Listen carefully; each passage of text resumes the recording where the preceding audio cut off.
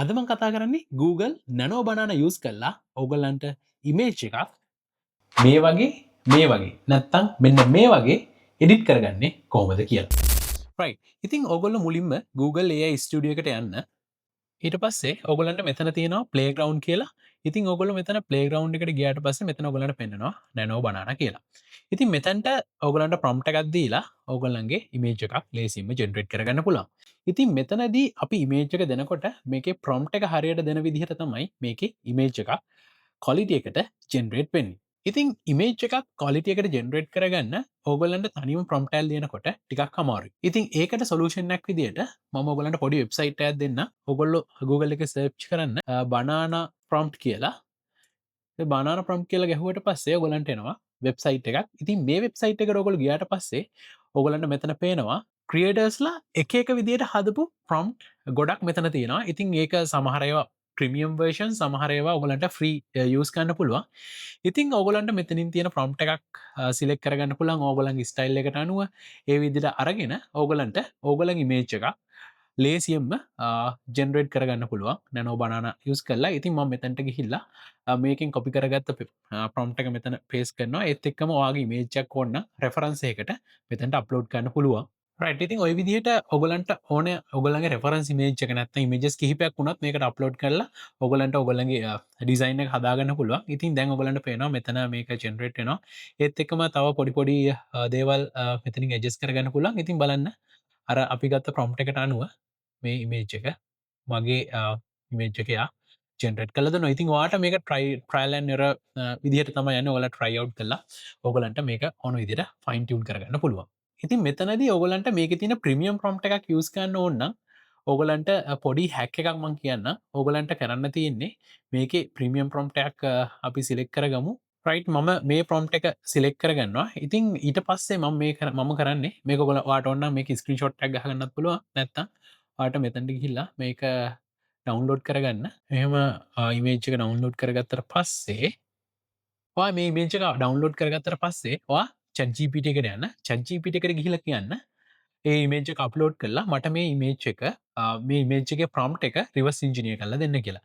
එතකොට ඒ චජිපිටකින් ආට මේක නැනෝ බනාන වලට අදාළව වාට ඒ රිව සිංචින කන පුල වාට මේක නැනෝ බනාවලට අදාල රිව සිංචිනය කරන්න කිවති ඒ විදිට ඔප්ටිමයිස් කරල දෙන හැබයිතින් වාට මේක පොඩ්ඩක් එජස් කරගන්න වෙයි වගේ රික්්‍යාමන්ට කන අනුව ඊට පස්සේ Google AI ස්ටඩියගේ නෝබන එකට දීලා වාට පුළුවන් ඒමේජ් එක ආපව් ්‍රීක්‍රේට් කරගන්න මේ තියන්නේ මම එහෙම රීක්‍රේට් කරගත්ත එකක් අර ප්‍රොම්ට යස් කරලා මම ඒක මෙතැන්ට දීලා ආපව් මේක රිවස් ඉංජිනය කර ප්‍රොම්ට් එක ජෙනරේට් කරගත්ත එක.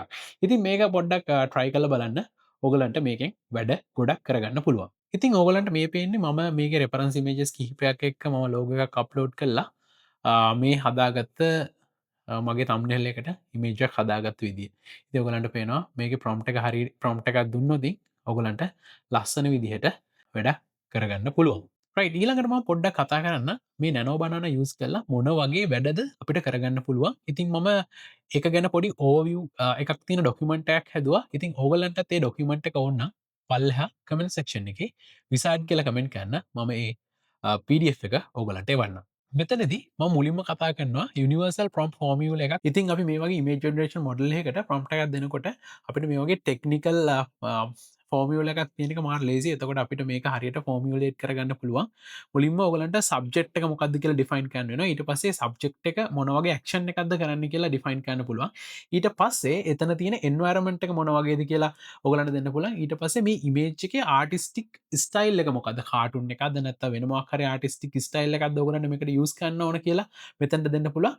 ඊට පස්සේ මේකේ ලයිටින් ටෙක්නික්ස් ඒ වගේ දේවල් දෙන්න පුළුවන්. ඊට පස්සේ තව එක්ස්ට්‍රා ඩීටේල්ස් තියෙනවනම් ඔයගලන්ට මේ ටික ඔය වගේ මේ ෆෝමියුලා එකට දුන්නොත් ඔයගලන්ට හොඳ quality image එක ජෙනරේට් කරගන්න පුළුවන්. ඒ කියන්නේ ඔයගොල්ලෝ මේකේ ප්‍රසයිස් විදිහට ඩීටේල් විදිහට කියන තරමට තමයි මේ මොඩල් එකකට මේ වගේ ඉමේජ් එකක් හයි කොලිටිය එකෙන් ජෙනරේට් කරගන්න පුළන්. ඉතින් ඒක ගැන ටෙක්නිකල් ඩීඩියස් මේ වගේ මොඩල් එකක් ඩිවිෂන් මොඩලක් වැඩකන්න විදිිය ගැන ම වෙනම ටෙක්නිකල් වීඩියෝගෙ කතා කරන්න අදමං කතා කරන්නේ මේක කොහොමද යස් කරන්න කියලා. ඉතින් අපිට මේ වගේ මේ ජනරේෂන් මොඩලක් යස් කරලා portrait photography abstract art product photography ඊට පස්සේ ආකිටෙක්චරල් ලෑන්ස්කේප් ඊට ඒත් එක්කම ස්ට්‍රීට් ෆොටෝග්‍රෆි ඊට පස්සේ බැක්ග්‍රවන්් රිමවල් කල ග්‍රේඩි ක්ලෝතිං රීපලස්මට ඊට පස්සේ ආටිස්ටික් ස්ටයිල් ට්‍රන්ස්ෆර්මේන්ස් ඉට පස්සේ ලයිටිං මොඩිෆිකේෂන් ඊට පස්සේ ඔබ්ෙක්් රිමවල් ඇඩමෝස්පියරික් ඉෆෙක්ස් එක ජාති ඒත් එක්කම